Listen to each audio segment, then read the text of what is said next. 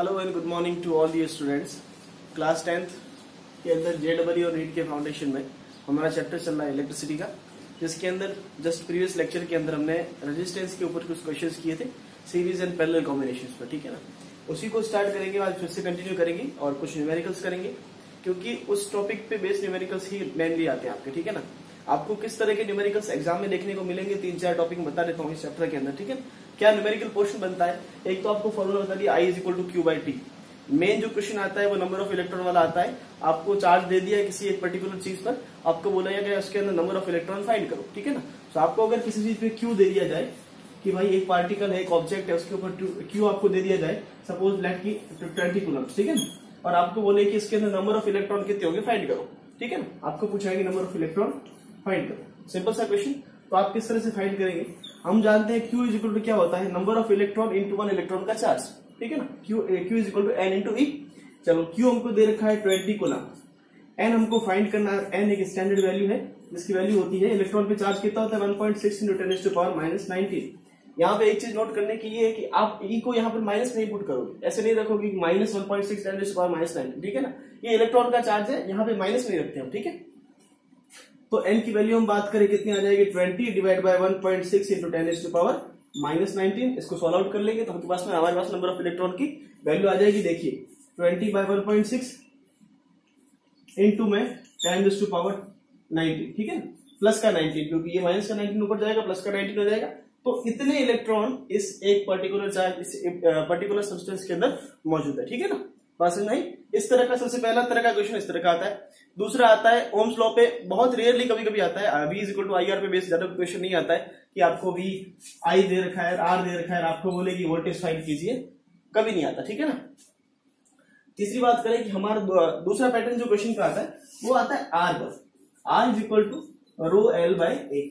वो मैं आपको सीरीज पैरेलल कॉम्बिनेशन के बाद में 1-2 लेक्चर पूरे इसी पे डेडिकेट रहेंगे। बहुत सारे क्वेश्चंस हम करेंगे अलग अलग तरह के शेप्स के ऊपर, किस तरह से अगर आई को फ्लो करवाया जाए तो ये किस तरह बदलते हैं, उस पर क्वेश्चंस करेंगे। ठीक है, तो बहुत अच्छा टॉपिक ये रहता है। और तीसरा टॉपिक जिस पे क्वेश्चन आते हैं वो है सीरीज और पैरेलल कॉम्बिनेशन। और फोर्थ वाला टॉपिक जो आता है वो एनर्जी और पावर पे आता है, वो टॉपिक में हम कल करेंगे। ठीक है, सो अभी हम सीरीज पैरेलल कॉम्बिनेशन में फोकस्ड है। एक बार आपने सीरीज पैरेलल कॉम्बिनेशन को अच्छे से किया तो आपको आईआईटी के जो मेन एग्जाम में भी आपको उसके क्वेश्चन देखने को मिलते हैं। ठीक है ना, बहुत सिंपल क्वेश्चन आते हैं, उसका आइडेंटिफिकेशन आपको अच्छे तरीके से आना चाहिए, जिसका बेसिक हम लोग अभी कर रहे हैं। और भी बहुत सारे क्वेश्चन हम करते हैं, चलिए आज ओनली प्रैक्टिस है। हेडिंग लगा लीजिए, find the equivalent resistance of the following circuits. ठीक है, क्वेश्चन नंबर फर्स्ट,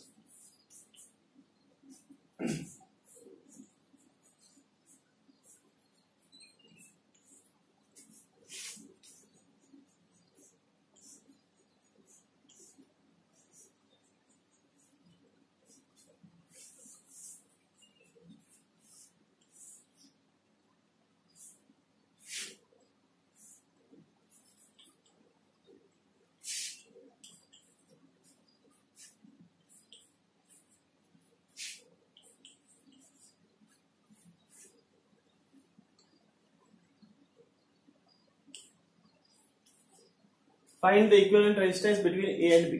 ठीक है, सिंपल सा क्वेश्चन। बैटरी लगी है यहाँ पर, ये अंडरस्टूड है, लेकिन हम बैटरी वगैरह नहीं बनाते, हम नॉर्मली क्वेश्चन कर रहे हैं। चलिए स्टार्ट कीजिए, 2 मिनट वीडियो को पॉज करके आप लोग सॉल्व कीजिए।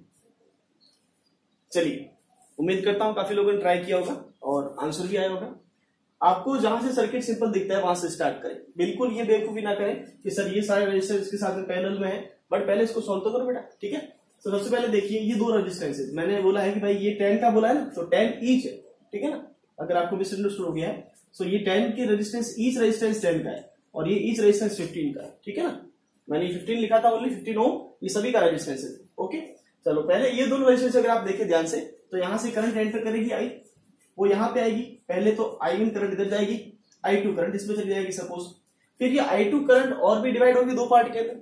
तो कुल मिला की बात ये कि 2 रेजिस्टेंस जो 10 ओम वाले हैं उनका एक टर्मिनल यहाँ पे और दूसरा टर्मिनल यहाँ पे। ठीक है, सो आपको देखेंगे ये दोनों रेजिस्टेंस किसमें दिख रहे हैं, पैरेलल के अंदर दिख रहे हैं, सिंपल सी बात। उसी तरह से ये 3 रेजिस्टेंस भी आपको किसमें दिख रहे हैं, पैरेलल में दिख रहे हैं। ठीक है ना, और हमने पिछली बार बात की थी कि जब इक्वल रेजिस्टेंसेस, इक्वल रेजिस्टर्स, इनकी रेजिस्टेंस की वैल्यू इक्वल होती है, उनको हम किस तरह सॉल्व करते हैं। चलो इन दोनों के लिए अगर मैं आर इक्विवेलेंट बोलूं, इन दोनों के लिए आर इक्विवेलेंट निकाला। मैंने आपको आर इक्विवेलेंट का फॉर्मूला बताया था। आर इक्विवेलेंट बराबर क्या होता है, आर मतलब जो रेजिस्टेंस दे रखा है अपॉन में नंबर ऑफ रेजिस्टेंसेस, ठीक है ना। तो ये दो रेजिस्टेंस के लिए मैं लिख रहा हूँ, फर्स्ट वाले के लिए, ठीक है ना, ये फर्स्ट वन, इसके लिए लिख रहा हूँ सिर्फ। सो आर इक्विवेलेंट मैंने फर्स्ट मान लिया। R equivalent first is equal to क्या होगा, आर बाय एन। आर कितना है 10 और एन कितना है 2, दो रेजिस्टेंस लगे ना 10 के। तो आप देखिए कि हमारे पास फर्स्ट आर कितना आ गया 5 ओम। क्लियर चीज, ठीक है ना। दूसरा देखिए, ये तीनों रेजिस्टेंस 15 ओम के भी किसमें लगे, पैरेलल के अंदर, क्योंकि तीनों का एक टर्मिनल एक जगह पे और दूसरा टर्मिनल दूसरी जगह पे, ठीक है। देख लीजिए आप, सही है, ये तीनों पैरेलल का आइडेंटिफिकेशन है।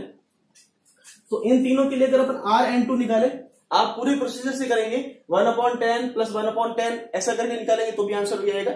लेकिन जब सिमिलर रेजिस्टेंसेज होते हैं तब मैंने आपको शॉर्ट ट्रिक कल बताई थी कि हम आर एन मतलब इक्विवेलेंट रेजिस्टेंस और पैरेलल रेजिस्टेंस क्या होता है, आर मतलब एक रेजिस्टेंस की value divide by number of resistances, ठीक है ना, ये हमने कल बात की थी।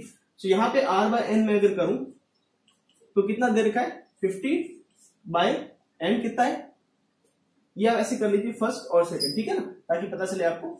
ये फर्स्ट सर्किट है, ये सेकंड सर्किट है। सो डिवाइड बाय 15 और कितने रेजिस्टेंस है, 3 रेजिस्टेंस है, तो ये कितना आ जाएगा 5 ओम अगेन, ठीक बात।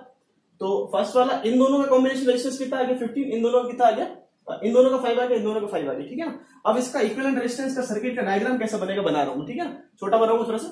देखिए जो सर्किट यहां से आ रहा था ये तो यहां तक सेम है, ये वाला रेजिस्टेंस इसको तो अभी तक हमने छिड़ा ही नहीं, ठीक है ना।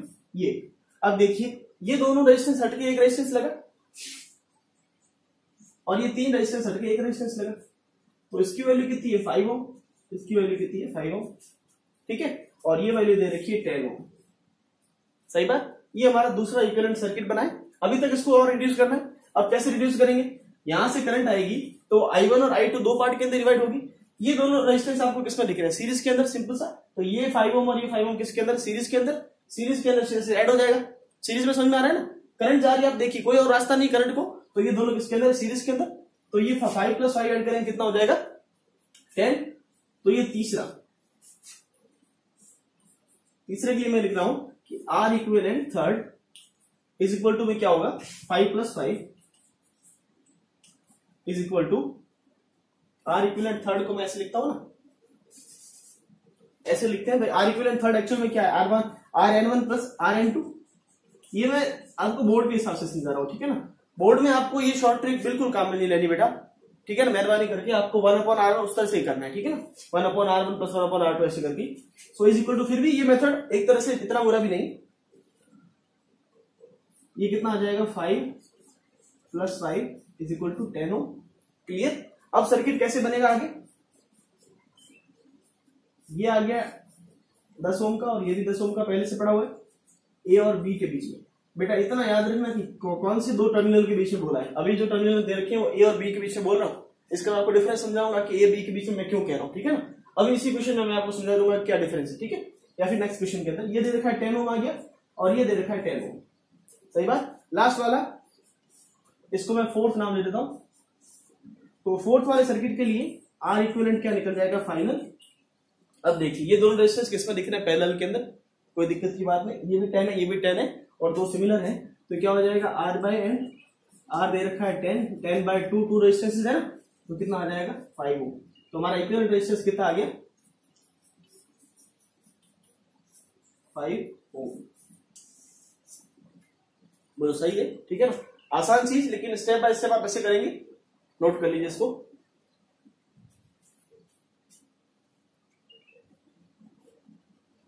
चलते हैं आगे।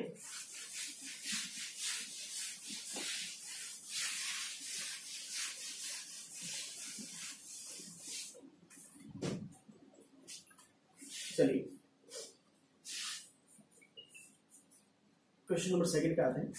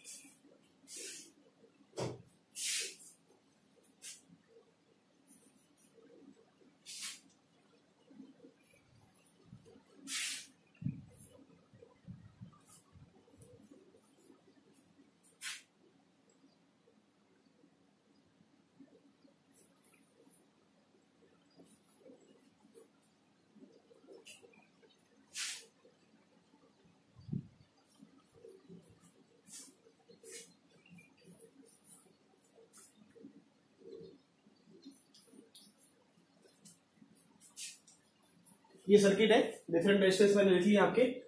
आपको इक्विवेलेंट रेजिस्टेंस निकालना है। First equivalent resistance between A and B, और दूसरा equivalent resistance between A and C, A और सी के बीच में, ठीक है ना। निकालिए। आपको दो क्वेश्चन है। पहला क्वेश्चन है ए और बी के बीच में इक्विवेलेंट रेजिस्टेंस निकालना। बी वाला पॉइंट ये रहा, सी वाला पॉइंट ये रहा, और ए वाला पॉइंट ये रहा, ठीक है ना। नोट कीजिए। फर्स्ट वाला पार्ट कीजिए पहले फटाफट।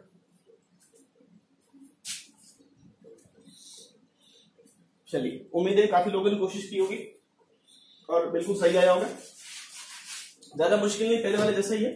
पहला मैंने आपको ये पूछा कि ए और बी के बीच में, जब मैं ए और बी के बीच में पूछ रहा हूं, दो टर्मिनल मैंने डिसाइड कर ली ए और बी के बीच में, मतलब आप ए और बी के बीच का ही इतना सर्किट ही कंसिडर करिए, ठीक है ना।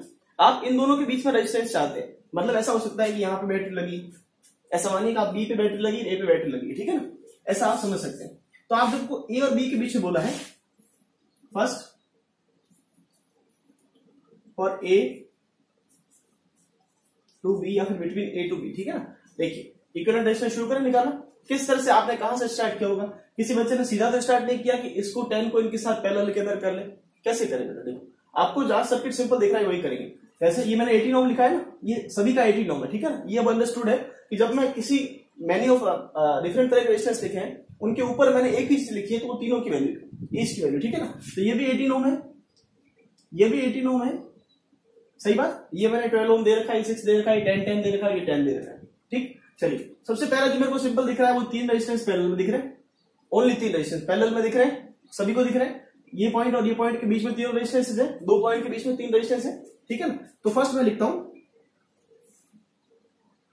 आर इक्विवेलेंट, फर्स्ट कितना, आर बाय एन। आर कितना, 18, और रेजिस्टेंस कितने, 3, तो कितना आ जाएगा, 6 ओम, ठीक बात। 6 ओम का रेजिस्टेंस आ गया। तो इन तीनों को हटा के रेजिस्टेंस, अगला सर्किट क्या बनेगा, अगला सर्किट आप साथ में बनाते रहे। ये रेजिस्टेंस हटके इन तीनों को हटा के हम क्या बना देंगे, एक रेजिस्टेंस बना देंगे, सिंपल, ठीक है। उसके बाद आर एन 2 निकालू मैं, बी वाले की बात करें। अब ये तीनों हट के क्या बन गया, 6 ओम का रेजिस्टेंस बन गया, ठीक है ना। डायग्राम बना देता हूं मैं।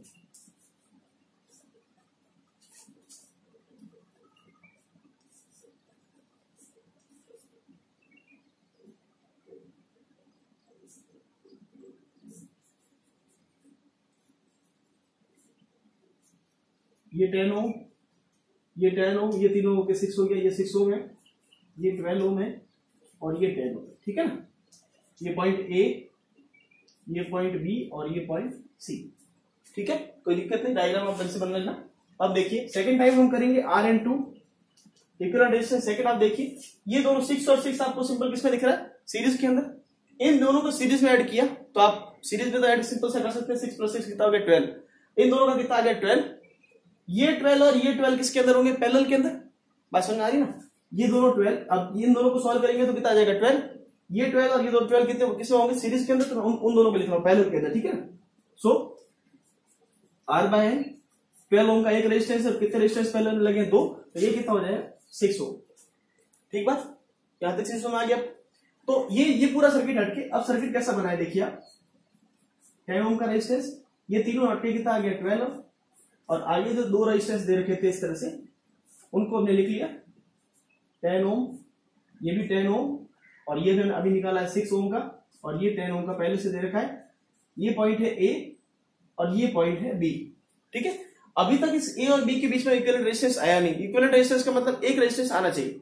अभी देखिए, ये 10 और ये 6 सीरीज के अंदर की पैरेलल के अंदर, और यहां से करंट जा रही है, तो ये दोनों किसके अंदर, सीरीज के अंदर की पैरेलल के अंदर, सीरीज के अंदर, ठीक है ना। तो 6 + 10 कितना हो गया, 16। तो A B C R N 3, या फिर मैं ऐसे लिखूं आर ए बी, ठीक है ना। आर ए बी का मतलब यही होता है कि ए और बी के बीच में equivalent resistance. R A B is equal to कितना आ जाएगा, 10 + 6 विच इज 16 ओम, ठीक है। तो ए और बी के बीच में इक्विवेलेंट रेजिस्टेंस कितना आ गया, 16 ओम आ गया। तो पहला आंसर हमारा आ गया। दूसरा वाला हमको बोला है ए और सी के बीच में इक्विवेलेंट रेजिस्टेंस निकालना है, ठीक है। पहले इसको नोट कीजिए। चलिए, अब आप लोग एक बात देखिए, दूसरा हमको बोला गया है आर ए सी। अब आर ए सी जब हमको निकालना है, मतलब ए और सी पूरे के बीच में, ये पूरे सर्किट का जो आपको दे रखा है इसके बीच का रेजिस्टेंस निकालना है। क्या फर्क पड़ जाता है मैं आपको समझाता हूं। जब आप ये कहते हैं कि आप बी पॉइंट को कंसिडर करते हैं ना, तो उस केस के अंदर आप इस वाली चीज को, ये आगे वाला सर्किट को सीरीज के अंदर कंसिडर नहीं कर सकते, ठीक है ना। जब हमने पूरा सर्किट बोला है तो बीच में कोई पॉइंट नहीं दिया है, तो पूरे सर्किट का इक्विवेलेंट रेजिस्टेंस निकालेंगे। भाई इतने पार्ट का इक्विवेलेंट रेजिस्टेंस तो आप निकाल चुके हो, कितना आ रहा है 16 आ रहा है, ठीक है ना। तो मैं डायग्राम सीधा बना रहा हूं।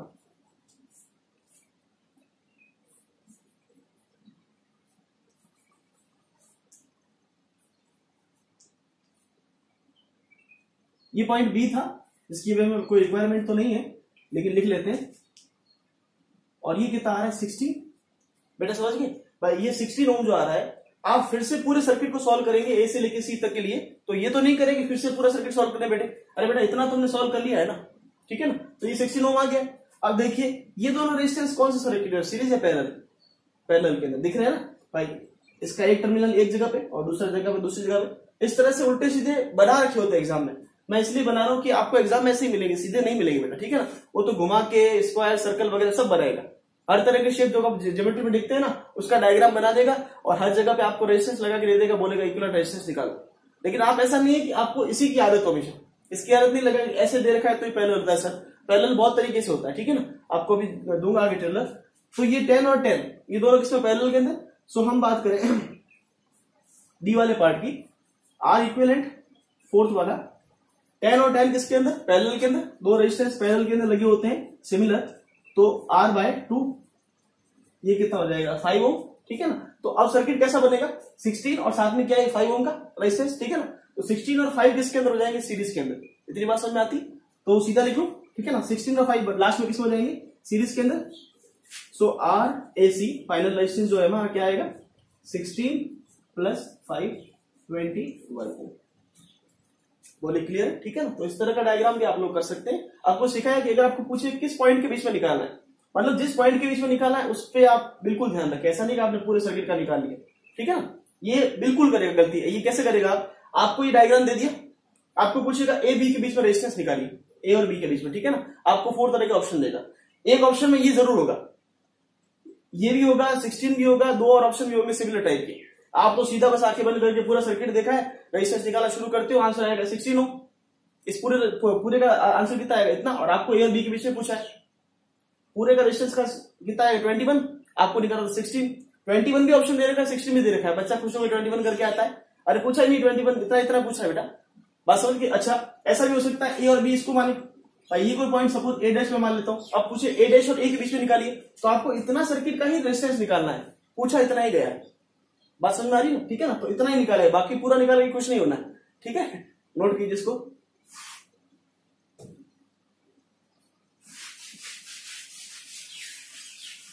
चलिए और देखते हैं क्वेश्चन।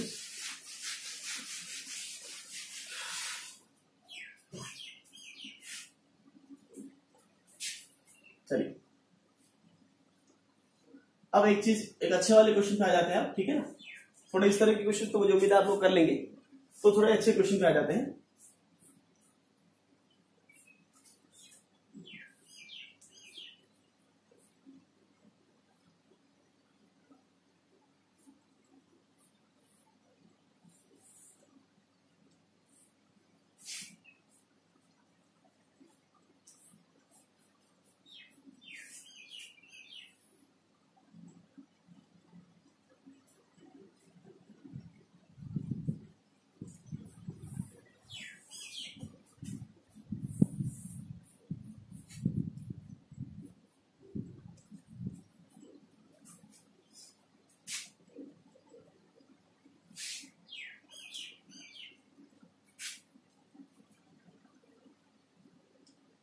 ये 3 रेजिस्टर 15 ओम के हैं, ये भी 10 का है, ये भी 10 का है, ठीक है। चलिए फाइंड द इक्विवेलेंट रेजिस्टेंस, और ये भी कितना है 10 का। ये बैटरी लगी, ये भी लगी है 10 वोल्ट की। आपको पूछा गया है find current, find I. Equivalent resistance आपको फाइंड करना है सर्किट के अंदर, ठीक है ना। निकालिए, कैसे करेंगे करंट, आपको इसके अंदर जो सर्किट के अंदर करंट फ्लो हो रही है आई निकालना है। तो आई निकालने के लिए क्या करेंगे, वोल्टेज दे रखा है, तो इस पूरे सर्किट का इक्विवेलेंट रेजिस्टेंस निकाल लें और उसको वोल्टेज से डिवाइड कर ले, ठीक है ना। चलिए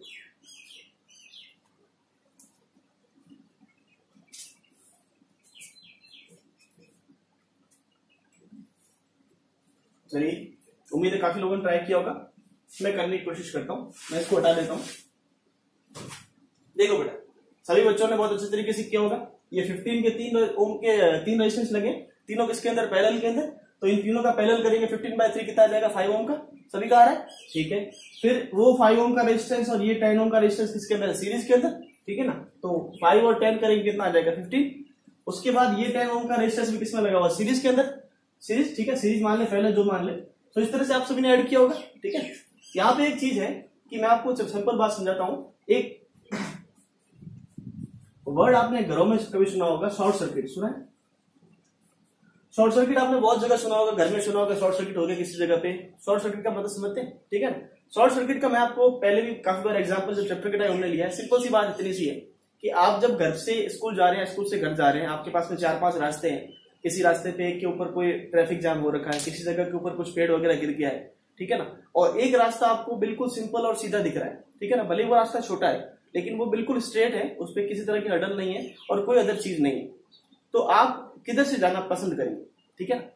ऑब्वियस सी बात है कि आप सीधे रास्ते से जाना पसंद करेंगे। आप क्यों उस ट्रैफिक के लिए गाड़ियों में खड़े रहेंगे या फिर उस पेड़ को कूद के जाना पसंद करेंगे, ठीक है ना। सीधी सी बात है कि आप सिंपल सा रास्ते से जाना पसंद करेंगे। इसी तरह से ये जो आई होती है ना, करंट, ये भी अपनी तरह समझदार है। जब तक इसके पास में रास्ते, चलो मैं आपको ऐसे कहता हूं कि दूसरा ऑप्शन ये है कि आपको, जैसे कि 3 रास्ते हैं, ठीक है ना, रोड है। आपको एक रोड पे ट्रैफिक जाम है, एक रोड पे कुछ पेड़ वगैरह गिरा है, दूसरे पे कुछ और चीजें कुछ रखी हुई है, ठीक है ना, अलग अलग तरह के खड्डे वगैरह है। तो आपको अब ये 3 ही रोड दे रखे हैं, ठीक है ना। तो आपको किसी भी एक से जाना है, तो आपको मजबूरी है कि इन तीनों में से किसी एक से जाना पड़ेगा, कोई फोर्थ रास्ता नहीं है, ठीक है ना। तो आप किसी एक को प्रीफर करोगे और आप लोग जाओगे, ठीक है। उसी तरह से जब शॉर्ट सर्किट नहीं होता है ना, मतलब कि सपोज ये वाला वायर नहीं था, ठीक है ना, तो यहां से आई एंटर करता है, ये करंट जो है वो आई एंटर करता है। वो आई यहां से आएगा और I1 I2 I3 3 पार्ट के अंदर डिवाइड होगा, सीधी बात है, ठीक है ना। और वो 3 पार्ट में डिवाइड होगा और अलग अलग वैल्यू आएगी करंट की। फिर तीनों पार्ट मर्ज होकर यहाँ पे आएगा, तो यहाँ पे फिर से कितना आएगा, करंट आई आएगा, ठीक है ना। मैं शॉर्ट सर्किट नहीं उस टाइम की बात कर रहा हूँ। चलो ये वाला वायर भी शॉर्ट सर्किट का है, मैं इसको हटा देता हूँ। फिर से करंट आई आएगी, इस वाले रेजिस्टेंस में जाएगी, फिर आगे इस वाले रेजिस्टेंस में जाएगी, फिर ये रेजिस्टेंस में जाएगी। ये तीनों रेजिस्टेंस सीरीज में लगे, भले उल्टे सीधे बना रखे, आप देखिए करंट का एक ही पाथ है ना, तो ये तीनों रेजिस्टेंस किसके अंदर, सीरीज के अंदर। अभी जिस तरह से हम कर रहे थे, ये तीनों 15 के ओम के इसके अंदर पैरेलल के अंदर, और ये 3 से 10 ओम के किसमें लगे, सीरीज के अंदर। इसको सॉल्व कर लोगे आप आसानी से, ये आ जाएगा 5, ये आ जाएगा 10 + 10 + 10 30 हो जाएगा, 30 + 5 35 हो जाएगा। 10 देखा था वोल्टेज, तो आपका आई आ जाएगा, आई आ जाएगा ना। लेकिन अब दिक्कत क्या है कि जैसे ही करंट को, अब आपको मैं कहता हूं कि वो 3 रास्तों के अलावा आपको एक फोर्थ वाला जो रास्ता है वो अगर आपको दिख गया, वो सिंपल है, एकदम स्ट्रेट है, छोटा है लेकिन सिंपल है। अब वो कैसे कि यहां करंट को दे दिया आपने रास्ता, ठीक है ना। तो अगर ऐसा कोई केस आपने किया है, इसको बोलते हैं शॉर्ट सर्किट, ठीक है ना। ये वाला वायर जो आपको दिख रहा है इसको बोलते हैं शॉर्ट सर्किट। मतलब अगर आई करंट को किसी भी तरह का मिनिमम पाथ अगर मिलता है ना, जहां पे कोई लोड नहीं होता, जिस रास्ते पे कोई लोड नहीं होता, लोड मतलब कि कोई रेजिस्टेंस, कोई पंखा वगैरह कुछ नहीं लगा, उसको कहते हैं शॉर्ट सर्किट, ठीक है ना। शॉर्ट सर्किट मेनली जो चीजें हैं, उसका पहला कॉन्सेप्ट तो ये, दूसरा आपको समझाता हूं कि जब न्यूट्रल का वायर और जो फेज का वायर, ठीक है ना, आप घर में देखते सप्लाई आती है, रेड वाला वायर है, ब्लैक वाला वायर है। रेड वाला वायर जो होता है फेज वायर होता है, फेज वायर जिसके अंदर करंट आती है उसको फेज वायर, सप्लाई वायर, हर तरह का अलग अलग नाम है, ठीक है ना। तो रेड वायर के अंदर करंट आ रही है, मतलब कि जब आपने स्विच को बंद किया, क्लोज, यहाँ पे सर्किट को क्लोज करना मतलब सर्किट को कंप्लीट करना, और आप जो स्विच को क्लोज करते हैं उसका मतलब आपने स्विच को बंद किया, ठीक है ना। सपोज आपने स्विच को बंद किया, जैसे फैन अभी चल रहा है ना, फैन को बंद करेंगे। जब आप फैन को ऑफ करेंगे तो उसके अंदर आप सोचिए कि वो जो स्विच है ना, वो इस तरह से ऊपर हो जाता है सर्किट, ठीक है ना। तो करंट यहां तक आती है, आगे नहीं जा पाती। आप जब स्विच को बंद करते हैं तो करंट वापस आगे फ्लो करती है, ठीक है ना। तो जब आप स्विच को बंद रखते हैं तो फर्स्ट वाला जो इधर वाला जो लेफ्ट वाले हैं वो न्यूट्रल के हैं, सॉरी फेज के, तो उसमें आप जब टेस्टर लगा के चेक करेंगे तो आपको करंट दिखेगी। लेकिन उसके पास वाला जो सेकंड वाला टर्मिनल है ना, उसमें आपको करंट नहीं दिखेगी। ऐसे मैं आपको समझाऊं ना कि जैसे ये स्विच बोर्ड के अंदर ये ऐसे लगे होते हैं 5, इस तरह से लगे होते हैं बेटा, ठीक है ना। ये तो ग्राउंड का है, जानते हैं सारे लोग, ग्रीन वाला जो वायर होता है ग्राउंड का, जिसके अंदर किसी तरह की कोई करंट नहीं होती है, वो ग्राउंड का वायर हम देते हैं सेफ्टी के लिए, ओवर करंट वगैरह के लिए। आगे समझाऊंगा सर आपको, अपना टॉपिक है पूरा अच्छे वाला, डोमेस्टिक सर्किट का टॉपिक है ना, वहां अच्छे से एक्सप्लेन करूंगा।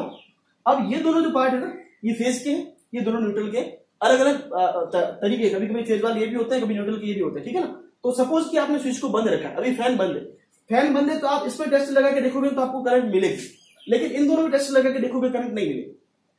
क्यों? क्योंकि अभी करंट, ये सर्किट है ना वो ओपन है। अब जैसे आपने स्विच को ऑन किया, फैन को ऑन किया, मतलब आपने सर्किट को क्लोज किया, सर्किट को क्लोज किया, उसके बाद आप टेस्ट लगा के देखोगे तो इन दोनों के अंदर आपको करंट मिलेगी।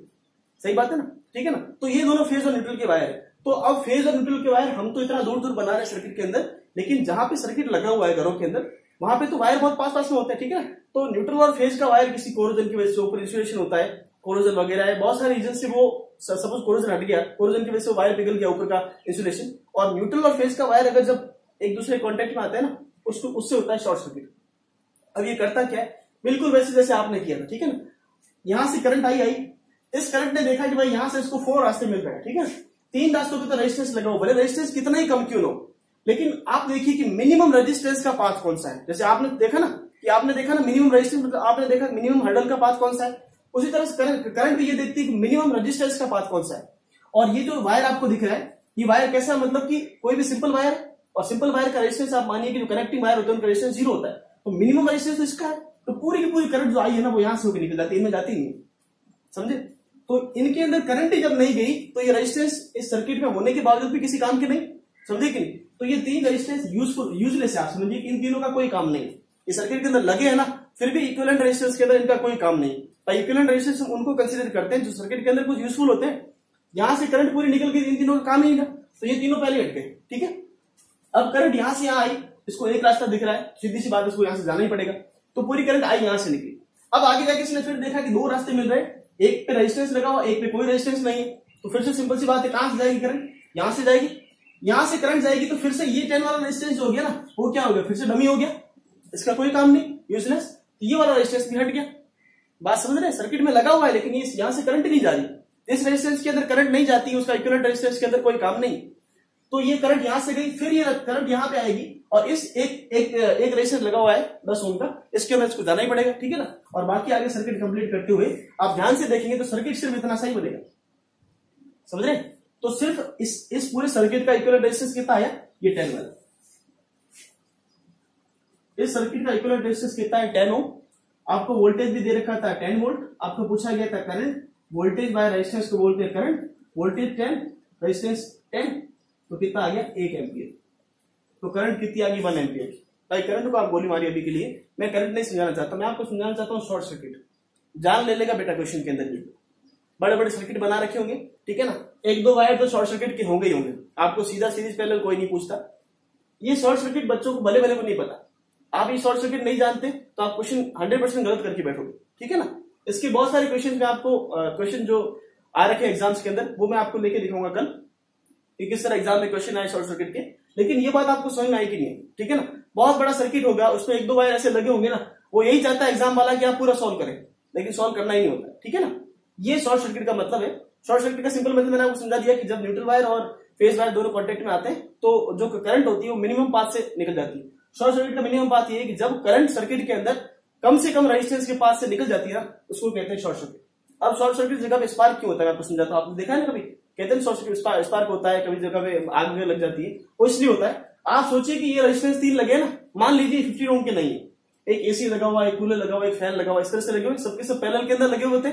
घरों के अंदर सारे सारे कॉम्बिनेशन जितने सर्किट लगे हैं ना, जितने अप्लायंसेस लगे ना, सारे किस पे लगे, पैरेलल के अंदर लगे। डोमेस्टिक सर्किट मतलब पूरे हिंदुस्तान के अंदर हर घर के अंदर सारे जो इक्विपमेंट लगे होते हैं वो सारे पैरेलल के अंदर लगे होते हैं। पैरेलल के अंदर इसलिए लगे होते हैं क्योंकि घर के अंदर हमारे हिंदुस्तान के अंदर वोल्टेज कांस्टेंट आता है 220 से 230 वोल्ट का।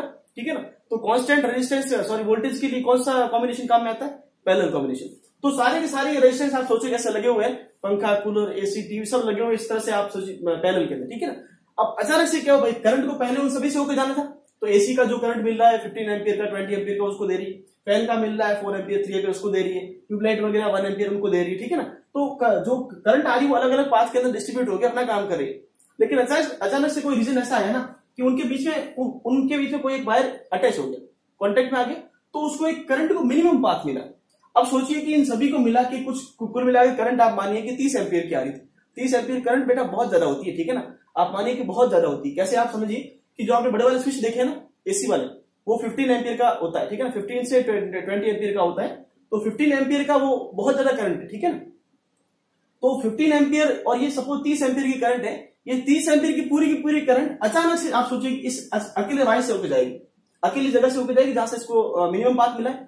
तो अचानक से आप सोचिए इतनी सारी हीट, करंट मतलब एनर्जी का फॉर्म ही तो है, तो अचानक से इतनी सारी एनर्जी किसी एक छोटे से पाथ से निकलेगी ना, तो उस जगह पे स्पार्क होता है, थोड़ी सी आग वगैरह लगती है, ठीक है ना। ये शॉर्ट सर्किट का मतलब होता है। बाकी हम डोमेस्टिक सर्किट पढ़ेंगे लास्ट के अंदर, सब आपको समझाऊंगा, फ्यूज वगैरह तब इसकी बात करेंगे, अभी नहीं। अभी रेजिस्टेंस के लिए आपको जो समझाना था वो मैंने समझा दिया, इसके क्वेश्चंस भी कल देखेंगे, अभी इसको नोट कीजिए आप।